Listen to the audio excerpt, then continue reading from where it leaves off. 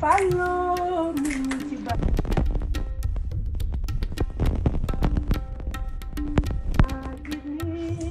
wi nga ne la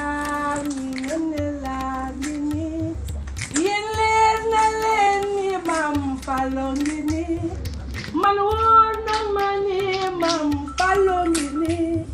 leen na àdduna Mam Fallo ngi ni Mam Fallo ngi ñu xam fi ñu jaar ngir ni nga ndaw ñu tete nga mag ñi Mam Fallo